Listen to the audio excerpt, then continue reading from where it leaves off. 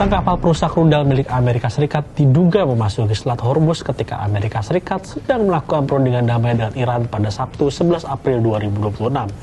Situasi ini kian memanaskan ketegangan di jalur urat nadi perdagangan dunia tersebut. Pasalnya, larangan bagi lalu lintas kapal di Selat Hormuz sejak AS Israel menyerang Iran pada 28 Februari 2026 masih berlaku. Apalagi perundingan damai pada Minggu tidak membuahkan hasil. Kira-kira bagaimana ya situasi Selat Hormuz saat ini?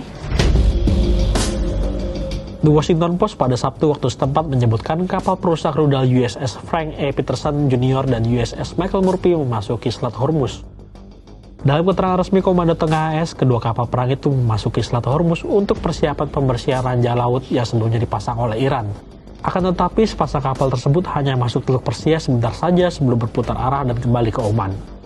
Laporan ini berbeda dengan yang diklaim oleh Presiden Amerika Serikat Donald Trump. They probably have a couple of mines in the water. We have minesweepers out there.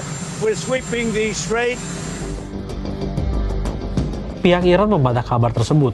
Garda Revolusi Iran atau IRGC mengancam akan menindak keras setiap kapal militer yang nekat melintasi Selat Hormuz. IRGC menyebut jalur di Selat Hormuz hanya diberikan kepada kapal sipil dengan syarat tertentu. Akses di Selat Hormuz menjadi salah satu tuntutan Iran dalam perundingan damai antara AS dan Iran pada hari Minggu ini. Iran menuntut pembayaran biaya melintasi Selat Hormuz dikelola oleh Iran dan Oman. Iran pun bersedia membuka terbatas akses Selat Hormuz sebagai bagian kesepakatan gencatan senjata 2 pekan dengan AS sejak Selasa pekan lalu. Kendati demikian, beberapa kapal masih tertahan di sana. Salah satunya adalah kapal milik Pertamina.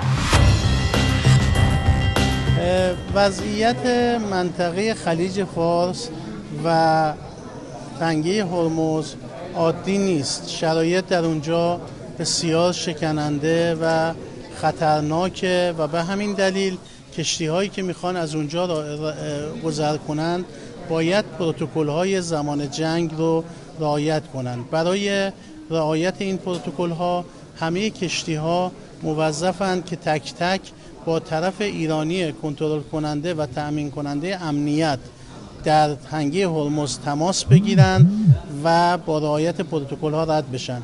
من امیدوارم که کشتی‌های اندونزی هم به زودی مذاکراتشون رو با طرف ایرانی آغاز کنن و به سلامت از تنگه هرمز رد بشن.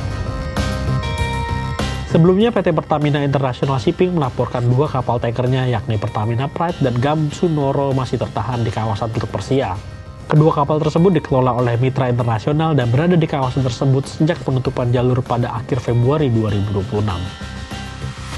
Menyikapi hal tersebut, pemerintah Indonesia di Tenggara terus berkoordinasi agar kapal tersebut bisa keluar dengan aman dari Selat Hormuz. Ya, kita berharap agar situasi kondusif dan Selat Hormuz bisa kembali normal sebagai jalur vital perdagangan dunia.